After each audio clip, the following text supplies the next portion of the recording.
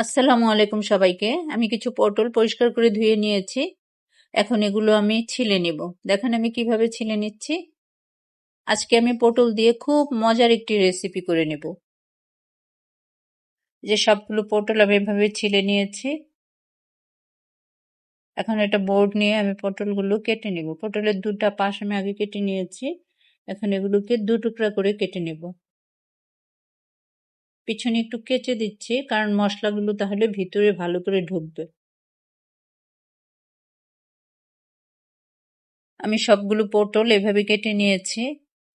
এখন এখানে দিয়ে দিব হাফ চা চামচ হলুদ গুঁড়া, হাফ চা চামচ মরিচ গুঁড়া, আর দিয়ে দিব কিছু লবণ।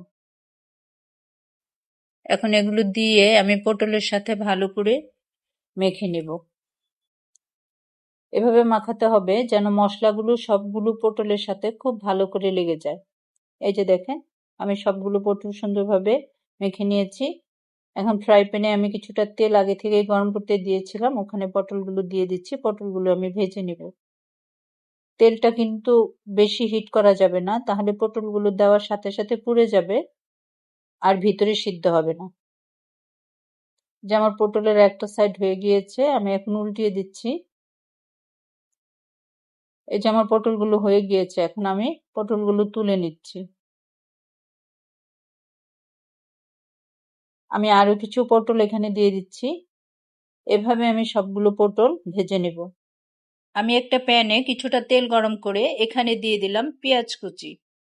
পেঁয়াজ কুচিগুলো একটু নেড়ে চেড়ে এখন এখানে দিয়ে দিলাম হাফ চা চামচ হলুদ গুঁড়া, হাফ চা চামচ মরিচ গুঁড়া, হাফ চা চামচ ধনিয়া গুঁড়া, হাফ চা চামচ জিরা গুঁড়া, হাফ চা চামচ আদা পেস্ট, হাফ চা চামচ রসুন পেস্ট, পরিমাণ মতো লবণ। এখন এখানে সামান্য একটু পানি দিয়ে আমি মশলাগুলো ভালো করে কষিয়ে নেব। আর দিয়ে দিলাম কয়েক টুকরা কাঁচামরিচ। এই যে আমার মশলাগুলো কষানো হয়ে গিয়েছে, এখন এখানে আমি দিয়ে দিলাম ভেজে রাখা পটলগুলো।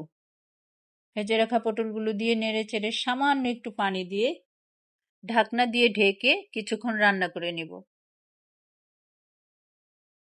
যখন এভাবে পানিটা শুকিয়ে যাবে, তখন এখানে দিয়ে দিব কিছু ধনিয়া পাতা কুচি। ধনিয়া পাতা কুচি দিয়ে একটু নেড়ে চেড়ে এখন আমি পটলগুলো নামিয়ে নেব। এই যে হয়ে গিয়েছে আমার পটল ভুনা। এভাবে পটল ভুনা করলে কিন্তু বাসার সবাই খুব মজা করে খেয়ে নেয়। এটা ভাত দিয়ে খাওয়া যায়, পোলাও দিয়ে খাওয়া যায়, রুটি পরোটা দিয়ে খাওয়া যায়। যারা পটল খেতে খুব একটা পছন্দ করেন না, তাদেরকে এভাবে করে দিলে কিন্তু তারা খুব মজা করে খেয়ে নেবে। সবাই ভালো থাকবেন। আল্লাহ হাফেজ।